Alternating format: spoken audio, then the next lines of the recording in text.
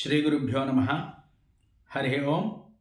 ఇప్పుడు మనం చూస్తున్నటువంటి దేవాలయం ఏమిటి అంటే అండి, కాశీఖండంలో చాలా గొప్పదైనటువంటి లింగము, అంతేకాకుండా చాలా పురాతనమైనటువంటి లింగం అండి.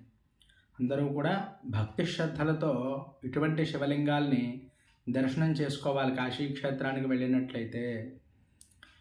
మరి కాశీక్షేత్రంలో మనం అనేకమైనటువంటి శివలింగాలను అయితే ఇప్పటికే చూపించడం జరిగింది.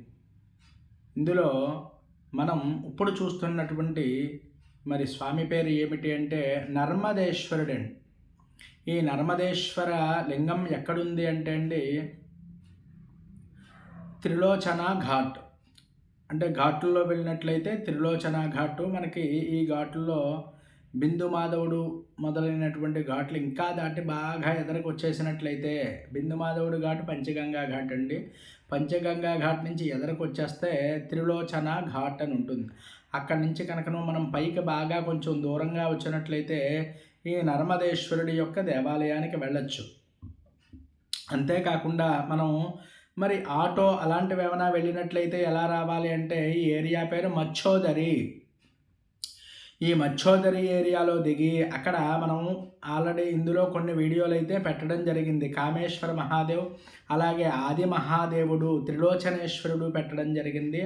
ఆ త్రిలోచనేశ్వర మహాదేవు దగ్గర నుంచి కొంచెం ఎదరికి వెళ్ళి ఆ దేవాలయం దగ్గరికి వచ్చినట్లయితే మనకి కొంచెం ఆ పక్క సందులోంచి కొంచెం ఎదరికి వెళ్ళినట్లయితే నర్మదేశ్వరుడు అని ఉంటుందండి.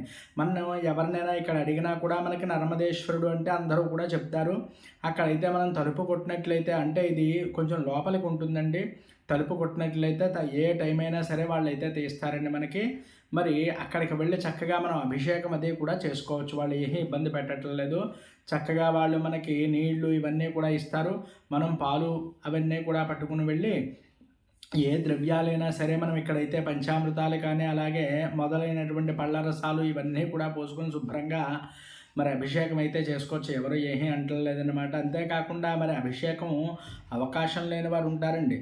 వారు ఏంటి అంటే చక్కగా మనకి ఒక మారేడు దళాలు వేసి స్వామికి దండం పెట్టుకున్నట్లయితే చాలా గొప్ప మరి పుణ్యం కలుగుతుంది. ఎందువల్ల అంటే కాశీక్షేత్రంలో ఇటువంటి ఆదరణ లేనటువంటి లింగాలు, అంటే ఇది ఆదరణ లేనిదని కాదు, కొంచెం బాగా లోపలికి ఉండడం వల్ల జనాలకి ఎక్కువగా తెలియకపోవడం వల్ల ఎక్కువ వెళ్ళలేరు ఈ లింగాలకి.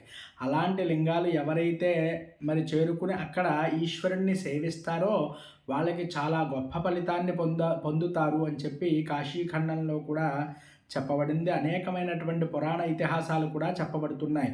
మరి ఈ కాశీక్షేత్రంలో గంగలో స్నానం చేసి ఏ మానవుడైతే విశ్వేశ్వరుని దర్శనం చేసుకుని మోక్షలింగాల్ని కూడా దర్శనం చేసుకుని ఈ నర్మదేశ్వరుని కనుకను చక్కగా ఆరాధన చేసినట్లయితే మనకి ఎన్నో జన్మల్లో చేసినటువంటి పాపం అది కూడా తొలగిపోతుందండి. అటువంటి గొప్ప లింగం నర్మదేశ్వర లింగం. మరి ఆ నర్మదేశ్వర లింగాన్ని మీరు కూడా తప్పక దర్శించి తరించగలరు. ఎందువల్ల అంటే ఇది కొంచెం మనం ఇవన్నీ కూడా ఒకే లైన్లో ఉంటాయండి మనకి లింగాలన్నీ కూడా. ఇప్పుడు దేనికి దానికి నేనైతే పెట్టడం జరిగింది. ఎందువల్ల అంటే ఒకళ్ళు మరి ఈ లింగాలకి వెళ్ళలేకపోతే ఇబ్బంది పడతారు, దీని యొక్క హిస్టరీ తెలుసుకోవాలి, ఏం చెయ్యాలి అనేటువంటిది మరి అందరూ కూడా విడివిడిగా పెడితేనే అందరికీ తెలుస్తుంది అనే ఉద్దేశంతో నేనైతే త్రిలోచనేశ్వరుడు పెట్టాను. మరి ఆ త్రిలోచనేశ్వరుడు గుళ్ళో అయితే అరుణాదిత్యుడు ఉంటాడండి, అందరూ కూడా తరించండి చూసి.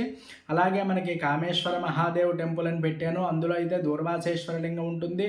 అంతేకాకుండా కఖోల్కాదిత్యుడు అనేటువంటి లింగం కూడా ఇక్కడే ఉంటుంది. ఇవన్నీ కూడా ఒకే లైన్లో ఉంటాయండి. అందరూ కూడా మరి సతమతం అవ్వక్కర లేకుండా, కన్ఫ్యూజ్ అవ్వకుండా ఉంటారు అని చెప్పి ఈ విషయాలని కూడా నేను చక్కగా మీకు వివరంగా తెలియపరుస్తున్నాను. అందువల్ల మీరు నర్మదేశ్వరుని కూడా తప్పక దర్శించి తరించవలసినటువంటి లింగము.